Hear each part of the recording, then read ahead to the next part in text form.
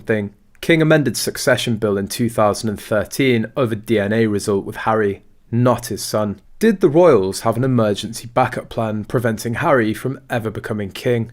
Amendment to succession bill in 2013 that could be activated if Harry isn't genetically related to Charles. It declared 1. After clause 1, insert the following new clause. Royal marriages, heirs of the body. 1. A marriage is a royal marriage for the purposes of establishing the claim of any person to succeed to the crown as heir to the body if that marriage is a marriage between a man and a woman. 2. A person is disqualified from succeeding to the crown as an heir to the body of a royal marriage if they're not the offspring of both parties to that marriage. 3. This section doesn't apply in any case where both Houses of Parliament pass a resolution to the effect that it shall not apply. As it stands, heirs to any titles or honours must be born of the body of the wife of the title holder. Children born otherwise have to be adopted by the wife. Even if her eggs were used, and adopted children can't inherit titles. They cite a case where a regular couple had a baby via a gestational carrier, using the wife's eggs, and had a law change to allow a judge to declare the babies their natural children without having to adopt them. To me, that seems reasonable. However, it often happens that common law doesn't apply to the crown and issues about it, so it'd still be very much up in the air whether babies born with Meghan's eggs and Harry's seed via another woman's uterus would be given rights to inherit. I had been assuming that Meghan and Harry were being ridiculous about not saying they used a surrogate, because surely the law would have been changed for them, but maybe I was wrong about that.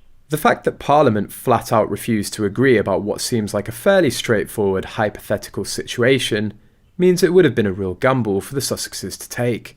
They'd have been betting on legal scholars and Parliament being on their side, and after reading this through, given the high-handed way they went about insisting on getting married almost immediately, I actually now think they would have lost their case.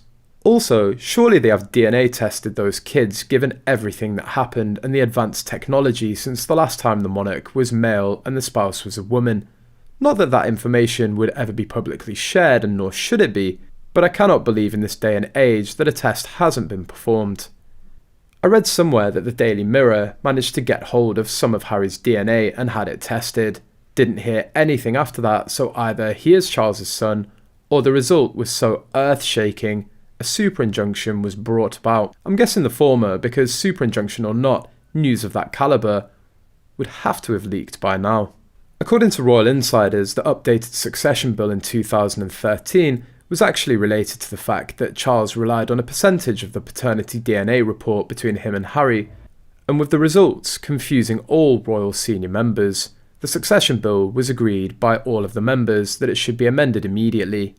Now it's like a harbinger of Archie and Lilibet's royal titles, as Meghan is entangled in suspicion of surrogacy. If it's not Harry's seed, the offspring doesn't have that direct link to Sophie of Hanover to qualify for succession, and if it's not Meghan's egg, then it might be considered illegitimate.